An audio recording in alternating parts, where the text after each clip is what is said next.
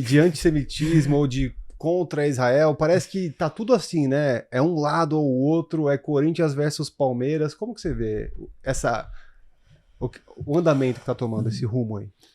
Bom, em relação a Israel e esse problema específico com o Hamas, primeiro, o Hamas invade o território de Israel, comete aquela selvageria, e depois Israel retalia de uma forma muito violenta e dura, e aí quem estava na frente, criança, velho, foi vítima da reação de Israel.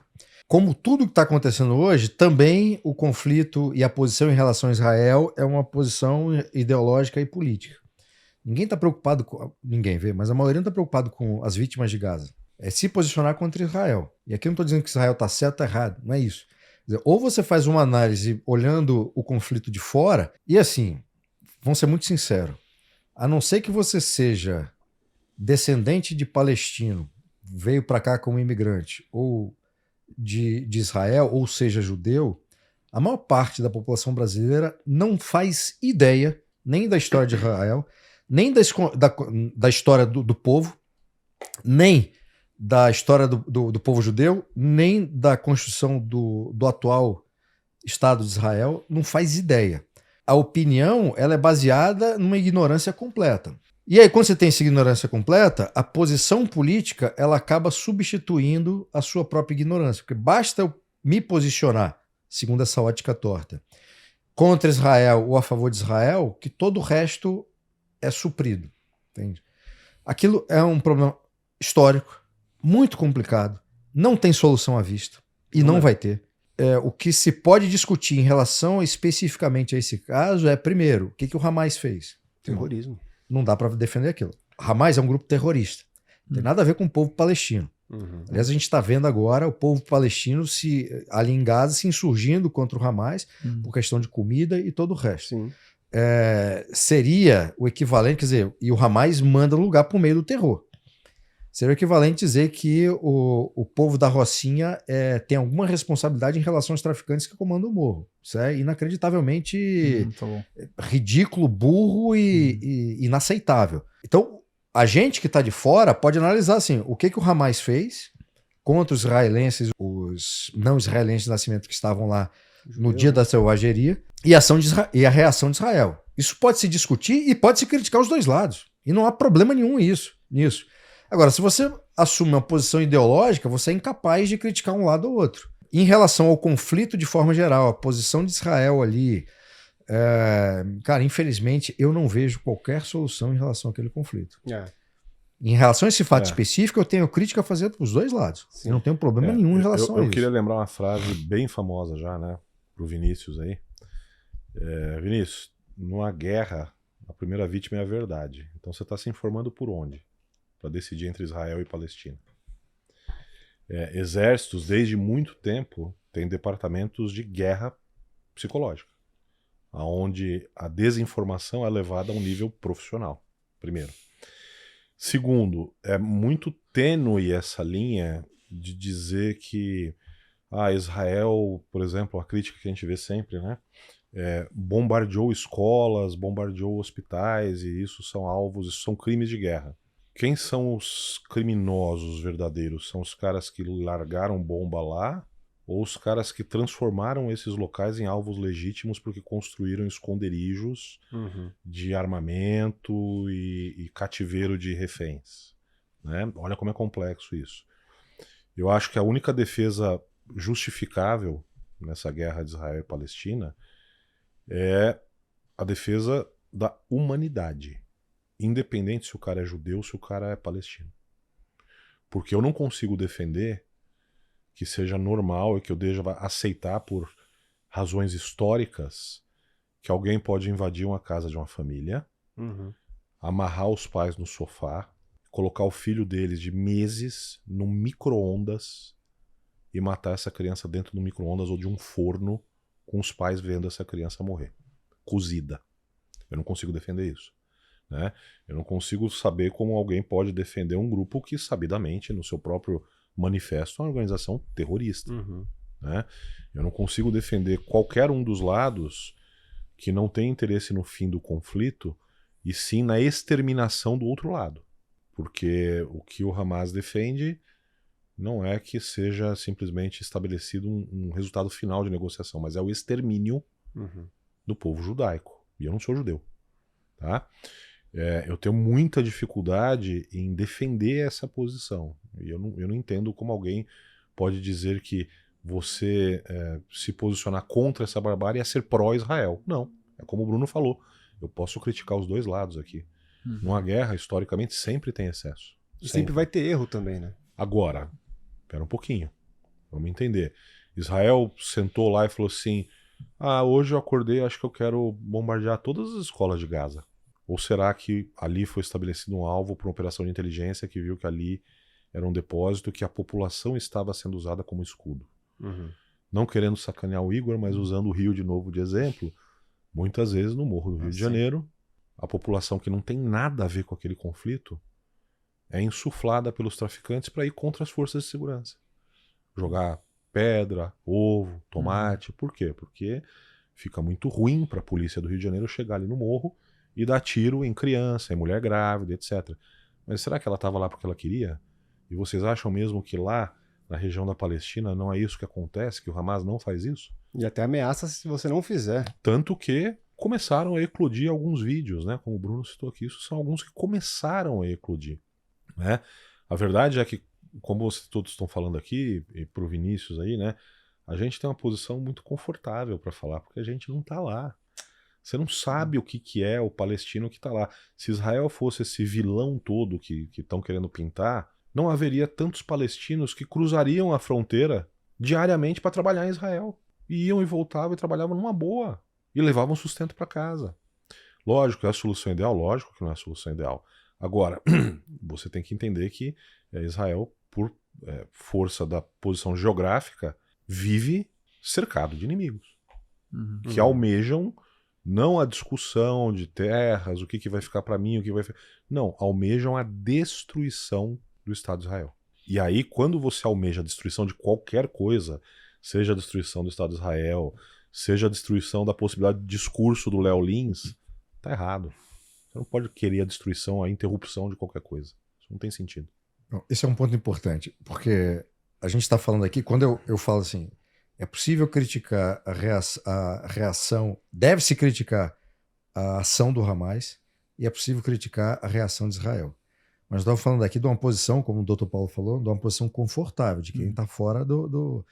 Agora, tente se imaginar na posição do primeiro-ministro e das forças de segurança do país, que você tem que fazer alguma coisa e você se depara com aquela barbárie e informações de cenas como essa. Eu não consigo me colocar nesse lugar. Não consigo. E com reféns até hoje. E com reféns e tudo mais. E sabendo que, como o Dr. Paulo também falou, historicamente o Hamas faz uso de civis como escudo.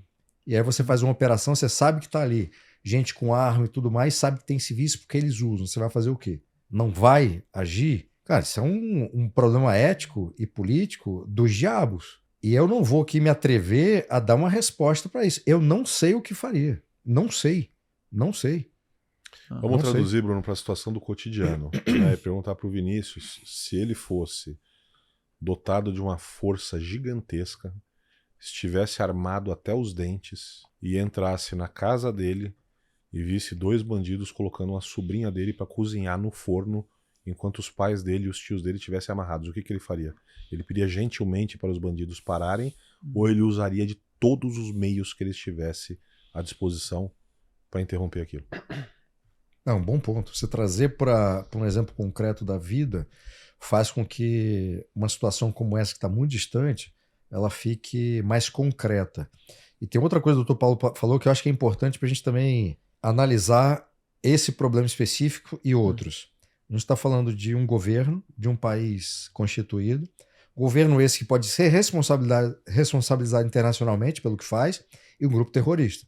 A gente está falando do povo palestino que está ali. A gente está falando de um grupo terrorista que atacou um país soberano e que esse país soberano reage e vai ter como efeito as vítimas que estão sendo feitas de reféns por esse grupo terrorista. Aí a gente volta ao outro ponto, né? Quando você olha o que aconteceu com uma lente política, politiza isso, é muito fácil tomar um lado ou outro. É muito fácil. Agora, é inaceitável. É fácil, mas não é aceitável. E aí a gente vê manifestações nos Estados Unidos, nas universidades de elite, de gente defendendo o Hamas. Aqui na Paulista, pô. Aí Sina a gente- Augusto, pô, teve uma passeata lá. E gays Teve ainda? Sim. Era uma passeata gay, Então, eu acho assim, que estavam falando sobre defensor da é um Hamas. negócio, cara, Ah. que... Esquizofrênico. A gente está falando de uma coisa racional, cara. Isso só pode ser explicado do ponto de vista da neurologia e da psicologia. Não tem outra forma. Cara, é muito Sim. estranho. Não tem outra forma. E a gente está falando dos Estados Unidos. Por que eu citei os Estados Unidos? Porque os Estados Unidos têm uma aliança histórica com Israel e tem muitos judeus vivendo nos Estados Unidos. Uhum. E tem muito. Então, esses conflitos e essas manifestações, elas são muito esperadas e acontecem nos Estados Unidos. Quando vem para o Brasil, aí você tem manifestação na Paulista Uhum. de socialista defendendo. Quer dizer, aí no fundo estão defendendo o Hamas, mas não tem coragem de fazer isso. Aí vão falar de Free Palestine. É inacreditável, cara. É inacreditável. Nesse caso, não dá para discutir com essas pessoas. Não dá para chamar uma pessoa como essa para ter um debate de ideias. Não existe ideias, cara. Não existe. Essa pessoa só pode ser objeto de estudo, psiquiátrico ou político. Uhum. Mas interlocutor de uma conversa ou de um debate, esquece. A solução que eu vejo ali para a região é uma coisa que é, obviamente, utópica, né? Mas que não custa a gente falar. O que é o correto ali? Ali existe um ódio entre os dois povos geracional. Por quê? Porque muitos indivíduos que estão no Hamas porque tiveram algum parente que morreu devido a uma ação das Forças de Defesa de Israel. Muitas pessoas que estão ali nas Forças de Defesa de Israel estão porque sabem que se bobearem vão matar sua família e vão martirizar todo mundo. Então é um negócio que vem de gerações, né? A solução para isso seria, se a gente tivesse uma ONU decente, montar uma força de imposição de paz e ir lá impor a paz. Falou, ó, chega. Não sei quem tá certo, se é você, eu sei que desse jeito não vai continuar. Vai você pra lá, vai você pra lá. Agora sim, nós vamos sentar numa mesa e conversar, mas sem briga rolando. Que é a velha história da escola, né? Quando o pau tá atorando ali no pátio, no recreio, chega alguém e fala, vai você pra lá, vai você pra cá, agora vamos na diretoria conversar. Pronto.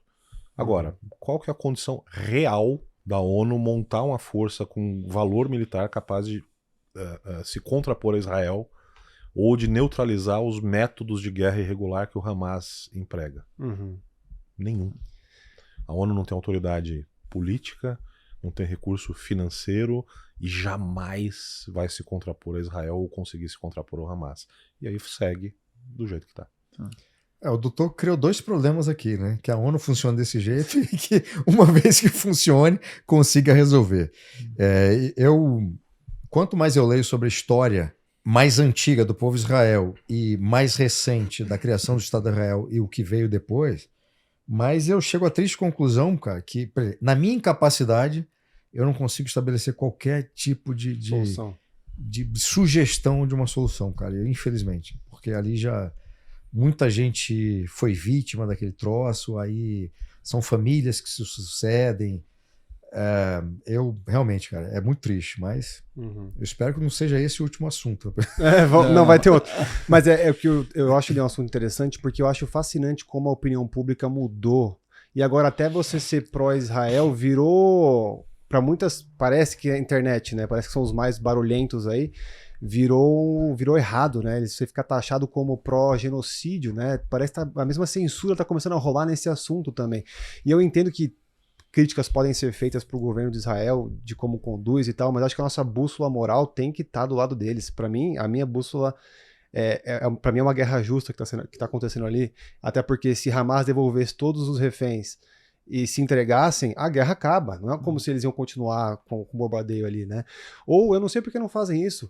Em todas as guerras, os refugiados iam para países vizinhos até com que se acabasse com o conflito ali com os terroristas e depois volta-se e reconstrói ali o local, né? Mas parece que nessa guerra isso não é aceitável porque isso seria o genocídio da população. Então, mas não é nem só isso, né? Os países vizinhos ali, eles têm receio o Egito, né? de receber refugiados e infiltrados nesses refugiados irem muitos terroristas. E aí deles pintarem um alvo dentro do próprio território. Entendi. Então é uma solução, assim, é como o Bruno falou, assim, por qualquer ângulo que você olha, tipo, isso aqui não tem solução. Uhum. Né? E, assim, e o mais bizarro dessa situação é que houve um conflito por um lugar que era para ser sagrado. Sim. Tá, verdade. Então você fala, pera um pouquinho, vocês estão brigando por uma coisa que é justamente para não ter briga. E se você curtiu essa nossa trip inusitada, tem outra trip pra você assistir aqui também.